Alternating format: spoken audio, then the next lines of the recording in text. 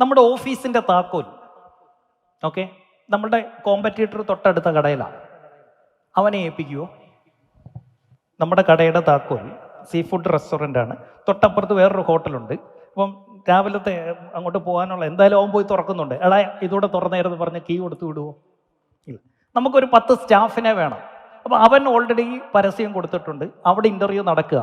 നമ്മൾ ഇവനോട് പറയുമോ, എടാ അളയ എനിക്കും കൂടെ ഒരു 10 സ്റ്റാഫിനെ വേണം, എടുത്ത് തന്നേക്കണേ, പറയുമോ?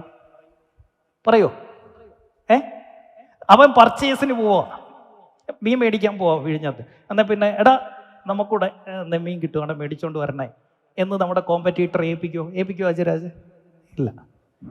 പിന്നെ എന്തിനാണ് പ്രൊഡക്റ്റ് എടുത്ത് അവൻ്റെ കയ്യിൽ കൊടുത്തിട്ട് ഇതിനൊന്ന് വിലയിട്ട് തരുമോ എന്ന് ചോദിച്ചേ? ഒക്കെ ഉണ്ടാക്കി വെച്ചിട്ട് കോമ്പറ്റീറ്ററുടെ കയ്യിലോട്ട് കൊടുത്തിട്ട് പറഞ്ഞാളിയാ എൻ്റെ വിലയൊന്ന് ഇട്ടേക്കണേ.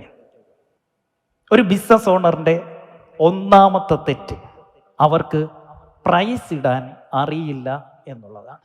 അവർ പോകുന്നത് ഒരു ആക്സിഡൻ്റൽ പ്രൈസിങ്ങിലേക്കാണ് പോകുന്നത്. ആക്സിഡൻ്റ് എങ്ങനെയോ ഇട്ടു. ഇപ്പം ഇവിടെ ഞാൻ ചോദിച്ചപ്പോൾ പലരും ഇരുന്ന് ആലോചിക്കുക, എങ്ങനായിരുന്നു ഞാൻ എൻ്റെ പ്രൈസ് തീരുമാനിച്ചേ? ഒന്നെങ്കിൽ കോമ്പറ്റീറ്ററെ നോക്കും, അവരെന്ത് ചാർജ് ചെയ്യുന്നോ അത് നമ്മൾ മേടിക്കും. അല്ലെങ്കിൽ നമ്മളുടെ കോസ്റ്റ് മൊത്തത്തിലെടുക്കും. അതിൻ്റെ അകത്ത് നമ്മളൊരു ഊഹം, ഇല്ല ഓട്ടോ സിനിമയ്ക്കകത്തിൽ പേഴ്സ് കളഞ്ഞു കിട്ടുമ്പോൾ പപ്പുച്ചേട്ടൻ ചെയ്യുന്ന ഒരു പരിപാടിയുണ്ട്, കാശ് എണ്ണാൻ അറിയത്തില്ല, അപ്പോൾ ഒരു കെട്ടെടുത്ത് 2000 കാണും, ഇന്നാ ഇരിക്കട്ടെ എന്ന് പറഞ്ഞൊരു ഊഹത്തിൽ 1% അങ്ങോട്ട് ആഡ് ചെയ്യും, ഇതങ്ങ് മേടിക്കും. ഇല്ലെങ്കിൽ കസ്റ്റമറുടെ അടുത്ത് ചോദിക്കും, എന്തോ തരാൻ പറ്റും നിങ്ങൾക്ക്, അവരുടെ കപ്പാസിറ്റി അനുസരിച്ച് മേടിക്കാം. ഇല്ലെങ്കിൽ റീസണബിൾ എന്ന് തോന്നുന്ന ആരും കേട്ട കുറ്റം പറയാത്ത ഒരു പ്രൈസ് എന്ന് പറയാം. അതല്ലെങ്കിൽ ആരെങ്കിലും പറയാണ് നിങ്ങളുടെ വില കൂടുതലാണെന്ന് പറഞ്ഞാൽ അപ്പം തന്നെ അത് കുറയ്ക്കുകയും ചെയ്യും. ഇങ്ങനെയാണ് ഇവിടെ ഇരിക്കുന്ന ഒട്ടുമിക്ക ബിസിനസ് ഓണേഴ്സും അവരുടെ വില തീരുമാനിച്ചിരിക്കുന്നത്. Accidental price. നിങ്ങൾ ഒരിക്കൽ ചെയ്ത ആ അബദ്ധം ഓരോ ദിവസവും നിങ്ങളതിന് വില കൊടുത്തുകൊണ്ടിരിക്കുകയാണ്. നിങ്ങളുടെ എല്ലാ പ്രശ്നത്തിൻ്റെയും റീസൺ നിങ്ങൾ അങ്ങനെ ആക്സിഡൻ്റലായി വിലയിട്ടു എന്നുള്ളത് തന്നെയാണ്. നിങ്ങൾ മാസങ്ങളെടുക്കും നിങ്ങളുടെ പ്രൊഡക്റ്റ് കണ്ടുപിടിക്കാൻ, സർവീസ് കണ്ടുപിടിക്കാൻ, അത് മെച്ചപ്പെടുത്താൻ, അതിനു വേണ്ടിയിട്ട് പർച്ചേസിനൊക്കെ നിങ്ങൾ ആഴ്ചകൾ നടക്കും. പക്ഷെ വിലയിടാൻ ഒരു നിമിഷം പോലും നിങ്ങൾ പ്രിപ്പയർഡ് ആവത്തില്ല. ഒരു രീതിയിലും നിങ്ങളത് വർക്കൗട്ട് ചെയ്യത്തില്ല.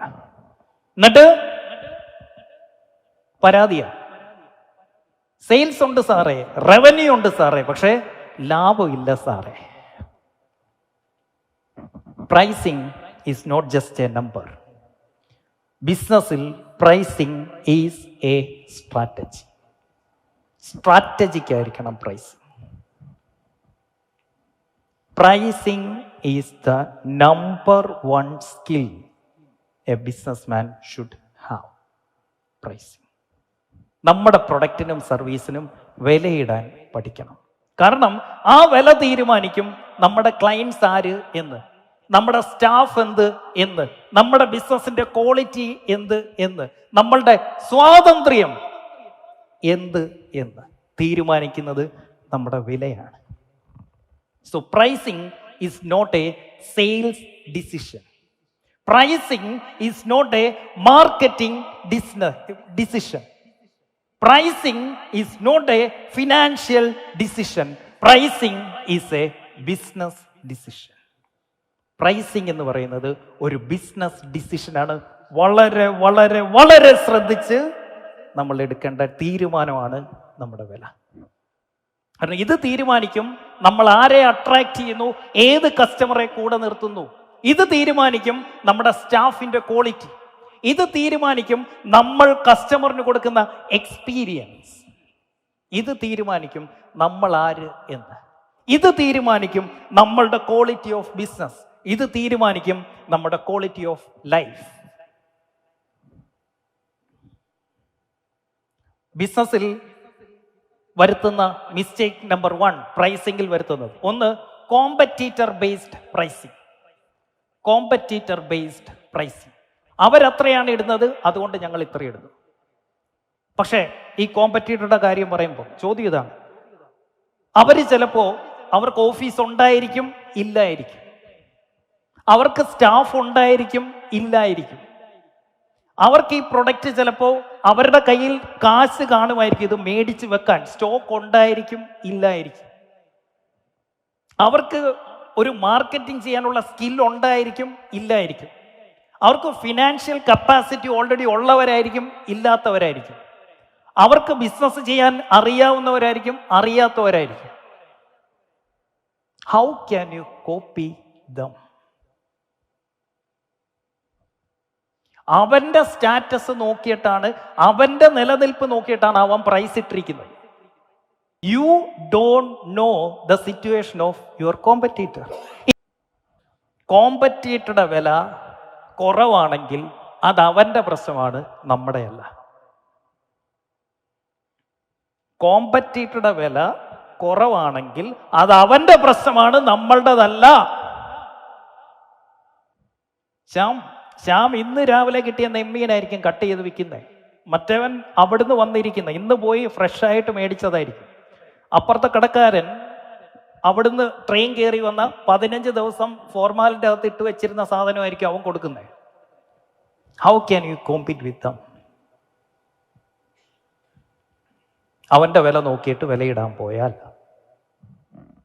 Mistake number 2, cost plus pricing. നിങ്ങളുടെ ചെലവെല്ലാം കൂടെ കൂട്ടുന്നു, അതിൻ്റെ മുകളിൽ ഒരു ലാഭം ആഡ് ചെയ്യുന്നു, എടുത്തടിക്കുന്നു. യുദ്ധം വന്നു, എണ്ണ വില കൂടി, മെറ്റീരിയൽസിനെല്ലാം വില കൂടി. 1800 അല്ല 2000 പെർ സ്ക്വയർ ഫീറ്റിന് കൺസ്ട്രക്ഷൻ ഏറ്റിരിക്കുക. ആരോട് പോയി പറയും? ഇവിടെ ഇരിക്കുന്ന കൺസ്ട്രക്ഷൻകാരോടാ. ഓൾറെഡി പോയി എഗ്രിമെന്റ് ഒക്കെ വെച്ചായിരുന്നു. ആണോ? 2000 പെർ സ്ക്വയർ ഫീറ്റിന് തീർത്ത് തന്നേക്കാം. തീർന്നേ? അതങ്ങ് തീർന്നേ? എന്ത് ചെയ്യും? റിനോയ്, ആ പ്രൊജക്റ്റ് നമ്മൾ തുടങ്ങിയിട്ട് 4 മാസമായി, മെറ്റീരിയൽ വന്നില്ല, തീർക്കാൻ പറ്റുന്നില്ല. എന്ത് ചെയ്യും? ഇതിന്റെ പേരിൽ ഞാൻ പൈസ തരാതിരിക്കുക, കസ്റ്റമർ പേയ്മെന്റ് തരത്തില്ല. റിനോയ് എന്ത് ചെയ്യും? Cost plus price. ഇതാണ് എൻ്റെ കോസ്റ്റ്, ഇതിൻ്റെ ഒപ്പം ഞാൻ ഇത്രയും കൂടെ എക്സ്ട്രാ ചാർജ് ചെയ്യുന്നു, ഒരു കംഫർട്ടബിൾ മാർജിൻ എന്ന് വിചാരിച്ചിട്ട് ആ പ്രൈസ് ഇടുന്നു. Mistake number 2. മൂന്നാമത്തതാണ് ഡിസ്കൗണ്ട് പ്രൈസിങ്. ഡിസ്കൗണ്ട്. സെയിൽ ഒന്ന് കുറഞ്ഞു, അപ്പൊ പുതിയൊരു സ്ട്രാറ്റജി കിട്ടി, ഡിസ്കൗണ്ട് കൊടുത്ത് സെയിൽസ് കൂട്ടാം. It's a trap, the discount trap. ബിസിനസ്സിലെ ഏറ്റവും ഡേഞ്ചറസ് തിങ്. കാരണം നിങ്ങൾ 100 രൂപയ്ക്ക് കൊടുത്തോണ്ടിരുന്ന ഒരു സാധനം, നിങ്ങളുടെ ചെലവെന്ന് പറയുന്നത് 70 രൂപയാണ്, പ്രോഫിറ്റ് എന്ന് പറയുന്നത് 30% അല്ലെങ്കിൽ 30 രൂപ ലാഭം. നിങ്ങൾ ഇതിൽ 20% ഡിസ്കൗണ്ട് കൊടുക്കാൻ തീരുമാനിച്ചു. 100 എന്നുള്ളത് 80 മാറി. നിങ്ങളുടെ ചെലവ് അപ്പോഴും 70. 30 എന്നുള്ളത് 10 കുറഞ്ഞു. നിങ്ങളുടെ മാർജിൻ 10. Discount price. ലോജിക്കലാ? വോളിയം കൂട്ടിയ പോരെ? ഫിനാൻഷ്യലി അടിത്തറ തെറ്റും.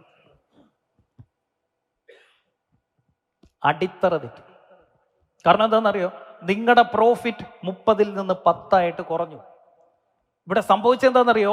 20% ഡിസ്കൗണ്ട് കൊടുത്തപ്പോ ലാഭത്തിൽ 66% കുറവുണ്ടായി. പ്രൈസിൽ 20% ഡിസ്കൗണ്ട് കൊടുത്തപ്പോ ലാഭത്തിന്റെ 66% കുറവുണ്ടായി. ഇനി ഇവിടുത്തെ ഒരു പ്രശ്നമുണ്ട്. ഇത് സാമാനം വിൽക്കാഞ്ഞതുകൊണ്ടാണല്ലോ വില കുറച്ച് കൊടുക്കേണ്ടി വന്നല്ലേ. ഇപ്പൊ എന്താണ്? ഈ വിൽക്കാൻ പറ്റാത്ത സാധനം 3 ഇരട്ടി വിറ്റെങ്കിൽ മാത്രമേ നിലവിലുള്ള ലാഭം കിട്ടത്തുള്ളൂ. ഓൾറെഡി വിൽക്കാൻ പറ്റാതിരിക്കുന്ന ഈ സാധനം വില കുറച്ചു, എന്നിട്ട് പഴയത് അത്രയും കച്ചവടത്തിന്റെ ഇമ്പാക്റ്റ് ഉണ്ടാക്കണമെങ്കിൽ 3 ഇരട്ടി വിൽക്കണം. 3 ഇരട്ടി മാർക്കറ്റിംഗ് കോസ്റ്റ്. ഫേസ്ബുക്കിന്റെയും മെറ്റയുടെയും എക്സ്പെൻസ് എത്രയാണെന്ന് കണക്ക് കൂട്ടിയായിരുന്നോ കഴിഞ്ഞ 3 മാസത്തിൽ ഇൻക്രീസ് ഉണ്ടായ? അറിഞ്ഞോ? മെറ്റയ്ക്ക് ഉണ്ടായ എക്സ്പെൻസിന്റെ വ്യത്യാസം മനസ്സിലായോ? പണ്ട് 2 രൂപയ്ക്ക് ഒരു ലീഡ് കിട്ടുമായിരുന്നു ക്വാളിഫൈഡ്, ഇന്ന് 200 രൂപ കൊടുത്താലും കിട്ടത്തില്ല. മാർക്കറ്റിംഗ് ചെലവ് എത്ര കൂടിയെന്നറിയോ? ഓൾറെഡി വിൽക്കാൻ പറ്റാത്ത സാധനം ഡിസ്കൗണ്ട് കൊടുത്തിട്ട് ഇനി 3 ഇരട്ടി കച്ചവടം കൂട്ടണം. 3 ഇരട്ടി കച്ചവടം കൂട്ടണമെങ്കിൽ 9 ഇരട്ടി മാർക്കറ്റിംഗ് കോസ്റ്റ് കൂടും. അടുത്തത് നാലാമത്തതാണ് fear based pricing. Fear, customer പറഞ്ഞു നിങ്ങളുടെ വില കൂടുതലാണ്, അപ്പോഴത്തേന് പേടിച്ചു, അയ്യോ സാറേ അങ്ങനല്ലേ, നമുക്ക് കുറയ്ക്കാം സാർ, കുറയ്ക്കാം. വില കൂട്ടാൻ ഭയം, വില കൂട്ടിയാൽ ഇവന്മാർ ഇട്ടിട്ട് പോകുമോ എന്നുള്ള പേടി. മിസ്റ്റേക്ക് നമ്പർ 4, പ്രൈസ് പറയാൻ തന്നെ പേടി. Mistake number 5, volume pricing. Volume, എൻ്റെ കച്ചവടത്തിന്റെ എണ്ണം കൂട്ടാം, ലാഭം കുറച്ചായാലും കുഴപ്പമില്ല, കച്ചവടത്തിന്റെ എണ്ണം കൂട്ടാം. Mistake number 5. ഞാൻ ഇവിടെ നിൽക്കാനുള്ള റീസൺ എൻ്റെ കോമ്പറ്റീറ്റേഴ്സ് എത്ര രൂപ ചാർജ് ചെയ്യുന്നു എന്ന് ഇന്ന് വരെ ഞാൻ നോക്കിയിട്ടില്ല. എനിക്കറിയുകയുമില്ല, എനിക്കറിയേണ്ട കാര്യമില്ല. അങ്ങനെയാണെങ്കിൽ ഇന്നത്തെ ഈ ക്ലാസ്സിന് ഞാൻ 2500 രൂപയെ മേടിക്കൂ. കാരണം അവരെല്ലാം മേടിച്ചുകൊണ്ടിരിക്കുന്ന ആ റേഞ്ചിലാണ്, കൂടിപ്പോയ 5000. ഞാൻ നോക്കുന്നത് എനിക്ക് എത്ര ചെലവ് വരുന്നുണ്ട്, എൻ്റെ മാർക്കറ്റിംഗ് കോസ്റ്റ് എത്ര, എൻ്റെ ഓഫീസ് എക്സ്പെൻസ് എത്ര. ഞാൻ ദുബൈയിൽ നിന്ന് വന്നിട്ടാണ് ക്ലാസ് എടുക്കുന്നത്. മറ്റൊരാൾ അപ്പുറത്തായിരിക്കും താമസിക്കുന്നത്, അവിടെ നിന്ന് ഇങ്ങോട്ട് ഓട്ടോ വിളിച്ച് വന്നാൽ മതി അവന്. ഞാൻ ദുബൈയിൽ നിന്ന് വരണം, എനിക്ക് ആ കോസ്റ്റ് മീറ്റ് ചെയ്യണം. അവൻ്റെ പ്രൈസാണ് ഞാൻ ഇടുന്നതെങ്കിൽ എന്നെ കൊണ്ടത് താങ്ങാൻ പറ്റില്ല. എൻ്റെ ഓഫീസ് തിരുവനന്തപുരത്ത്, എൻ്റെ സ്റ്റാഫ് മുഴുവൻ ഇന്നലെ രാവിലെ ഇവിടെ എത്തി. ട്രാവലിംഗ് എക്സ്പെൻസ് ഇവിടെ നിന്ന് നാളെ വൈകിട്ടേ തിരിച്ചു പോകത്തുള്ളൂ. ഈ എക്സ്പെൻസ് എല്ലാം എനിക്ക് കൂട്ടിയേ പറ്റൂ. എൻ്റെ കോമ്പറ്റീറ്റീവ് ഓഫീസ് തൊട്ടപ്പുറത്തായിരിക്കും, അവൻ ഇതൊന്നും കൂട്ടണ്ട. അവൻ ക്ലാസ് എടുക്കുന്ന കളമശ്ശേരി ടൗൺ ഹാളിൽ വെച്ചിട്ടായിരിക്കും. അവിടുത്തെ മൊത്തം ചെലവ് വരുന്നത് 10000 രൂപയായിരിക്കും. ഞാൻ ക്ലാസ് എടുക്കുന്ന ഈ 5 സ്റ്റാർ ഹോട്ടലിലാണ്, ഇവിടുത്തെ എൻ്റെ ചെലവ് 5 ലക്ഷം രൂപയായിരിക്കും. How can I compete with their price? ഞാൻ ശമ്പളം കൊടുക്കുന്നത് ഒരുത്തന് 4 ലക്ഷം രൂപയായിരിക്കും, അവൻ കൊടുക്കുന്നത് 20,000 രൂപയായിരിക്കും. How can I compete with this team? ഞാൻ ഫോൺ എടുക്കാൻ വേണ്ടി 10 പേരെ വെച്ചിട്ടുണ്ട്. അവൻ നേരിട്ട് ഫോൺ എടുത്തിട്ടായിരിക്കും ക്ലയന്റിനെ ഡീൽ ചെയ്യുന്നത്. ഈ 10 പേരുടെ എക്സ്പെൻസും ഇല്ല, ഓഫീസ് എക്സ്പെൻസും ഇല്ല. How can I compete with his price? Cost. എന്തുറപ്പുണ്ട് നിങ്ങൾക്ക്? നിങ്ങൾ കസ്റ്റമറോട് കമ്മിറ്റ് ചെയ്യുന്നു, ആ പ്രൈസിൽ നിങ്ങളുടെ പ്രൊജക്റ്റ് തീർത്തു കൊടുക്കാമെന്ന് എന്തുറപ്പുണ്ട് നിങ്ങൾക്ക്? ഒരു കണ്ടെയ്നർ വരാൻ ഇപ്പൊ എത്ര രൂപ എക്സ്ട്രാ ചെലവാകുന്നുണ്ടെന്ന് അറിയാമല്ലോ അല്ലേ? എങ്ങനെ ഈ കോസ്റ്റ് നിങ്ങൾക്ക് ഉറപ്പ് പറയാൻ പറ്റും കസ്റ്റമറോട്? അവൻ മാറ്റി തരുവോ? കസ്റ്റമർ മാറ്റുവോ? നിങ്ങൾക്ക് പ്രൊജക്റ്റ് കംപ്ലീറ്റ് ചെയ്യാൻ പറ്റാതെ വരും, പേരുദോഷവും റെപ്യൂട്ടേഷനെ ബാധിക്കും, തീർന്നു. ഡിസ്കൗണ്ട്, ലാഭം വേണ്ടെന്ന് വെക്കുന്ന സ്ട്രാറ്റജി, അത് ബിസിനസ് സ്ട്രാറ്റജി ആണോ? എൻ്റെ ലാഭം അത് വേണ്ടെന്ന് വെച്ചിട്ട് ഞാൻ സെയിൽസ്, എൻ്റെ സ്കിൽ പ്രോബ്ലം ആണ് സെയിൽസ് കയറ്റാൻ പറ്റുന്നില്ല എന്നുള്ളത്. ആ സ്കിൽ പ്രോബ്ലത്തെ കവർ ചെയ്യാൻ വേണ്ടിയിട്ട് ഞാൻ ഡിസ്കൗണ്ട് കൊടുക്കുന്നു. Is it A good strategy? അവനൊന്ന് പേടിപ്പിച്ചപ്പോഴത്തേക്കിന്, അപ്പുറത്തെ കടയിൽ ഇത്രയും വിലയില്ലല്ലോ എന്ന് കേട്ടപ്പോഴത്തേക്കിന് പേടിച്ച് വില കുറയ്ക്കുന്നു. What is it? വോളിയത്തിൽ പിടിക്കാമെന്ന് പറഞ്ഞിട്ട് വില കുറയ്ക്കും. നിങ്ങൾ മനസ്സിലാക്കേണ്ട കാര്യം, മാർക്കറ്റിൽ പ്രൈസിങ് 3 തരത്തിലുള്ള പൊസിഷനിങ് ഉണ്ട്. 3 പൊസിഷൻ ഉണ്ട്. Position 1, position 2 and position 3.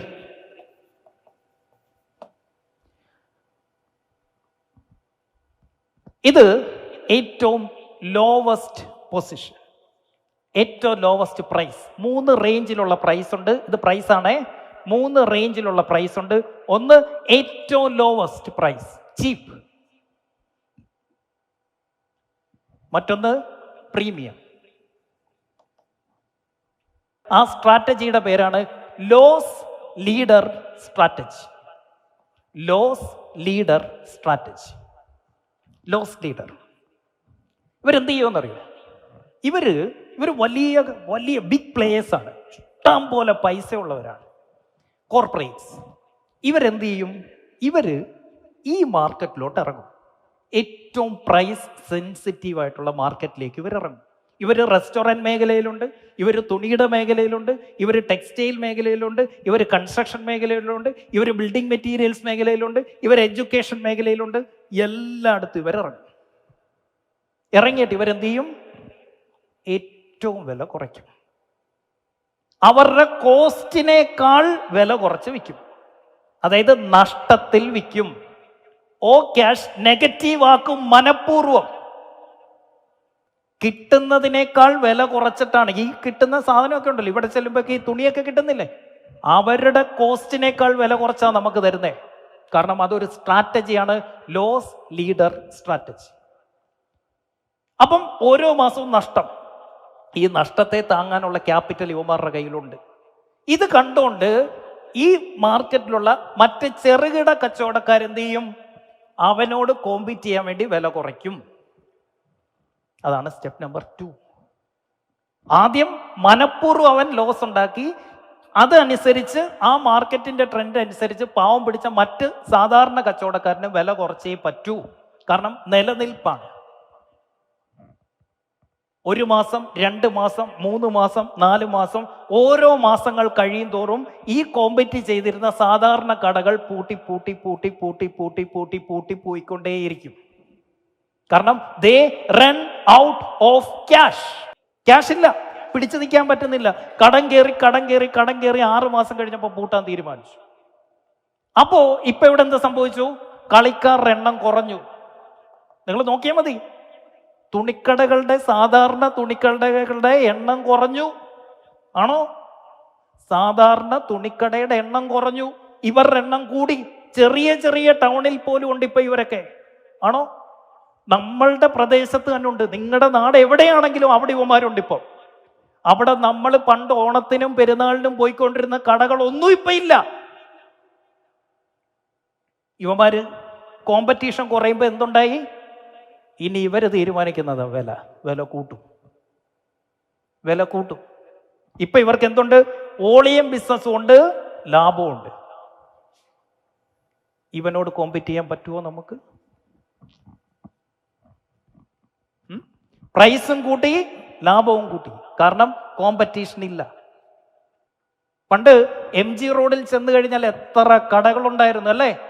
ഇന്ന് ബ്രാൻഡഡ് അല്ലാത്ത ഒരു ഷോപ്പ് നിങ്ങൾ കാണിക്കാവോ? ബ്രാൻഡഡ് അല്ലാത്ത ഒരു തുണിക്കട നിങ്ങൾ കാണിക്കാവോ? ബ്രാൻഡഡ് അല്ലാത്ത ഒരു സ്വർണ്ണക്കട നിങ്ങൾ കാണിക്കാവോ? ബ്രാൻഡഡ് അല്ലാത്ത ഒരു സൂപ്പർ മാർക്കറ്റ് നിങ്ങൾ കാണിക്കാവോ? ഉള്ളവന്മാരെല്ലാം ആ സെക്കൻഡ് സ്റ്റേജിൽ അവനോട് പിടിച്ചു നിൽക്കാൻ നോക്കുക. ഇവിടെ ഒരു പ്രശ്നമുണ്ട്, ഇങ്ങോട്ട് നോക്കിക്കേ. ഈ പോക്കറ്റിന്, ആരുടെ പോക്കറ്റിനാണോ ആഴം കൂടുതലുള്ളത് അവൻ വിജയിക്കും. അവന്മാരുടെ പോക്കറ്റിന്റെ ആഴമൊന്നും അളക്കാനായിട്ടില്ല. നമ്മള് കോർപ്പറേറ്റ്സ് ആണ്. കാരണം you are in a race. നിങ്ങളൊരു ഓട്ട മത്സരത്തിലാണ്, മുകളിലോട്ടല്ല താഴേക്കുള്ള ഓട്ട മത്സരത്തിൽ. അവൻ ഇത്രയും കുറച്ചു, നിങ്ങൾ ഇത്രയും കുറച്ചു. നിങ്ങൾ ഇത്രയും കുറച്ചപ്പോ അവൻ ഇത്രയും കുറച്ചു. അപ്പോ നിങ്ങൾ ഇത്രയും കുറച്ചു. അപ്പോ അവൻ ഇത്രയും കുറച്ചു. അവനിത് താങ്ങാൻ പറ്റും, നിങ്ങൾക്കോ? The end result you will disappear. ഇതാണ് loss leader strategy. They can afford, but we cannot. So, lowest price is not a good option. വില കുറച്ച് ഏറ്റവും കുറഞ്ഞ വിലയിൽ വിൽക്കുക എന്ന് പറയുന്നത് ഒരു നല്ല ഓപ്ഷൻ അല്ല. ഒരൊറ്റ ഗ്രോസറി കാണില്ല, ഒരൊറ്റ തുണിക്കടയോ ഒരൊറ്റ റെസ്റ്റോറൻറ്റോ വില കുറച്ച് നിന്നാൽ കാണില്ല. How can you compete with them? So, do not compete on price. പ്രൈസിൽ കോമ്പീറ്റ് ചെയ്യാൻ നിൽക്കരുത്. ഇവന്മാരോട് കോമ്പീറ്റ് ചെയ്യാൻ പോകുന്നത് it's not a competition, it is an absolute surrendering. കീഴടങ്ങലാണ്. അവരോട് കോമ്പീറ്റ് ചെയ്യാൻ നിൽക്കരുത്. ഇപ്പം നിങ്ങളുടെ മനസ്സിൽ വന്ന കാര്യം ഞാൻ പറയാം. നിങ്ങളിപ്പം വിചാരിക്കുകയാണ്, ഓക്കെ ഇത് പറഞ്ഞ ശരിയാണ്, ലോവസ്റ്റ് ആണ്, ലോവസ്റ്റ് പ്രൈസിൽ കളിക്കുന്ന ആളുകളുണ്ട്, ഞാൻ ലോവസ്റ്റ് അല്ലല്ലോ. നിങ്ങൾ എവിടെയാണ് in your market? You are not the cheapest. നിങ്ങളല്ല നിങ്ങളുടെ മാർക്കറ്റിലെ ചീപ്പസ്റ്റ് എന്ന് എനിക്ക് ഉറപ്പാണ്. നിങ്ങളല്ല നിങ്ങളുടെ മാർക്കറ്റിലെ ഹയസ്റ്റ് എന്ന് എനിക്ക് ഉറപ്പാണ്. You are not the highest and you are not the cheapest. And then where are you? നിങ്ങളപ്പോ യഥാർത്ഥത്തിൽ എവിടെയാണ്? നിങ്ങൾ ചീപ്പും അല്ല, പ്രീമിയം അല്ല. ഏറ്റവും വില കുറഞ്ഞവരും നിങ്ങളല്ല, ഏറ്റവും പ്രീമിയവും നിങ്ങളല്ല. എഗ്രീഡ്? നിങ്ങൾ എവിടെയാണ്? U are in the middle. നിങ്ങളുടെ പ്രൈസ് എവിടെയാ നിൽക്കുന്നത്? In the middle. So 3 market position. ഒന്ന്, ഇവന്റെ പേരാണ് പ്രൈസ് ലീഡർ.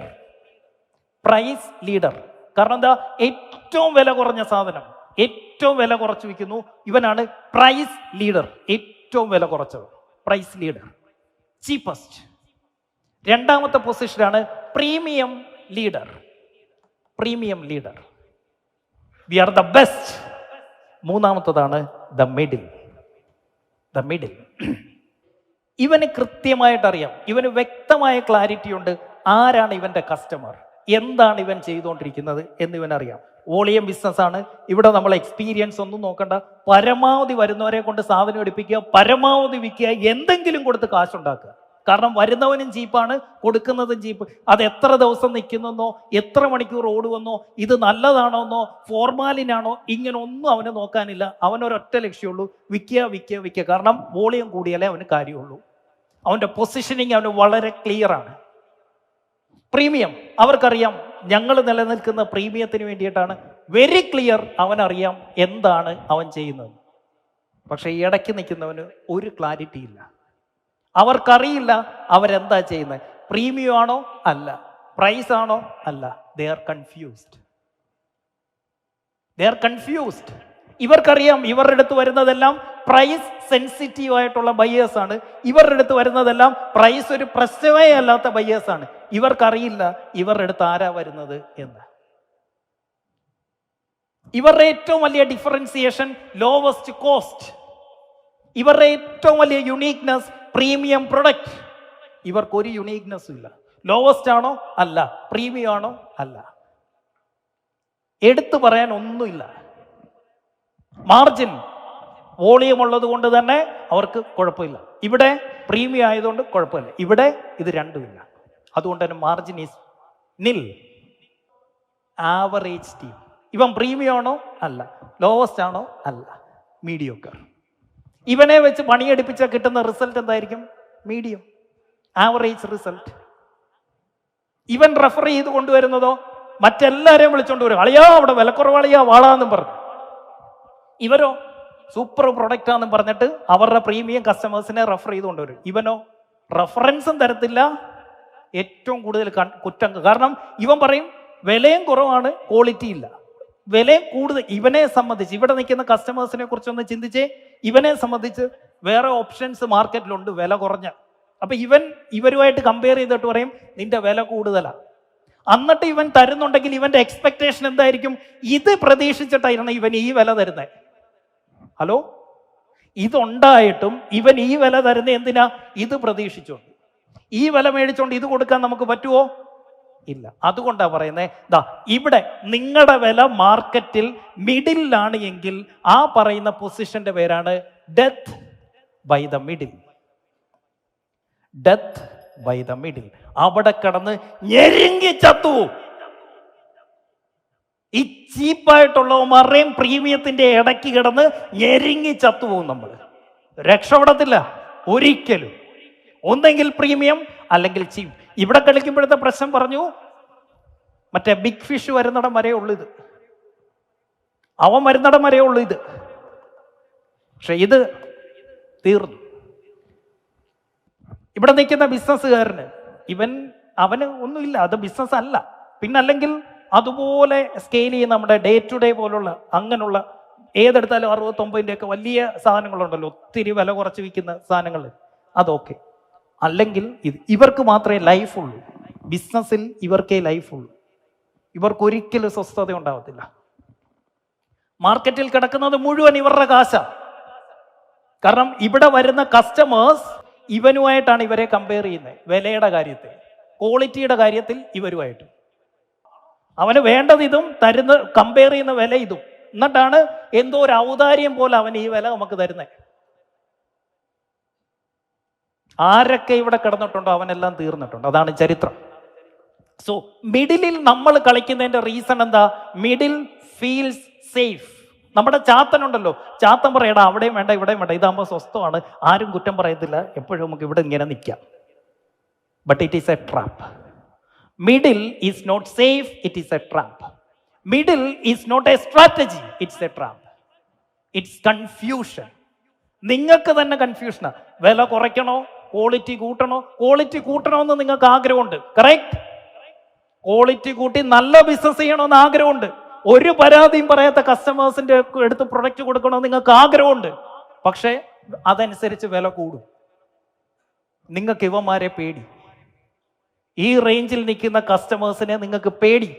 കാരണം ഇവൻ വില കമ്പയർ ചെയ്യുന്നത് ഇവരുമായിട്ടും ക്വാളിറ്റി. ഇവനാ പറയുന്നത് ചീപ്പ് ആൻഡ് ദ ബെസ്റ്റ്. അങ്ങനൊരു പ്രൊഡക്റ്റ് ഇല്ല. ചീപ്പിനൊരിക്കലും ബെസ്റ്റ് ആവാനും പറ്റില്ല, ബെസ്റ്റിനൊരിക്കലും ചീപ്പ് ആവാനും പറ്റില്ല. ശ്രദ്ധിച്ചു കേട്ടോണം. ചീപ്പിനൊരിക്കലും ബെസ്റ്റ് ആവാൻ പറ്റില്ല, ബെസ്റ്റിനൊരിക്കലും ചീപ്പ് ആവാൻ പറ്റില്ല. So there is nothing called cheap and the best. നിങ്ങൾ അതാവാനാ ശ്രമിക്കുന്നത് ഇടയ്ക്ക് കിടന്ന്. ഇവിടെ കളിക്കാൻ ഒരുപാട് പേരുണ്ട്, ഇവിടെ കളിക്കാൻ ഒരുപാട് പേരുണ്ട്. അതുകൊണ്ട് യു ഫീൽ സേഫ്. കുറേ നാളിങ്ങനെ റോൾ ചെയ്ത് നിൽക്കാം, നാട്ടുകാരെ പറ്റിക്കാം, വീട്ടുകാരോട് പറയാം ബിസിനസ് എന്ന്. പക്ഷെ at the end of the day അവർ ചോദിക്കും, നീ പിന്നെ എന്തൊടുക്കായിരുന്നു ഇത്രയും നാളെന്ന് ചോദിക്കും. നിങ്ങളുടെ പേടി, നിങ്ങൾക്ക് പേടിയാണ് നിങ്ങളുടെ വില കൂട്ടാൻ, ഇങ്ങോട്ട് കയറ്റാൻ നിങ്ങൾക്ക് ഭയം.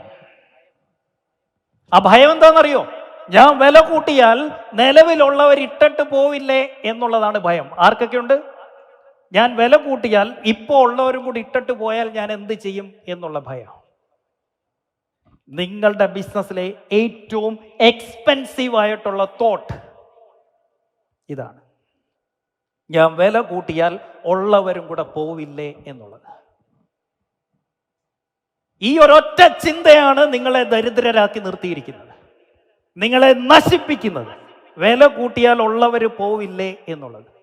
You know something? നിങ്ങൾക്ക് വേണ്ടി ദൈവത്തിന് ചെയ്തു തരാൻ പറ്റുന്ന ഏറ്റവും നല്ല കാര്യമാണ് വില കൂട്ടുമ്പോൾ ഇട്ടിട്ട് പോകുന്നവന്മാർ പോയിക്കോട്ടെ എന്ന് വെക്കുന്നത്.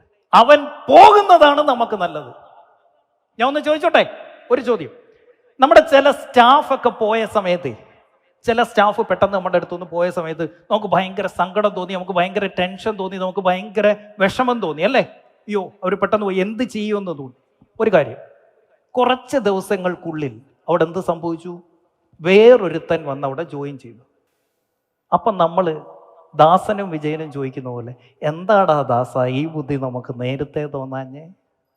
എവിടെ ആര് നമ്മുടെ ജീവിതത്തിൽ നിന്ന് പോയിട്ടുണ്ടോ അവരെ റീപ്ലേസ് ചെയ്യാൻ അതിനേക്കാൾ നല്ലൊരു മുത്തുമണി വന്ന് കയറുമെന്നുള്ളതാണ് സത്യം. അത് ജീവിതത്തിലായാലും ബിസിനസ്സിലായാലും.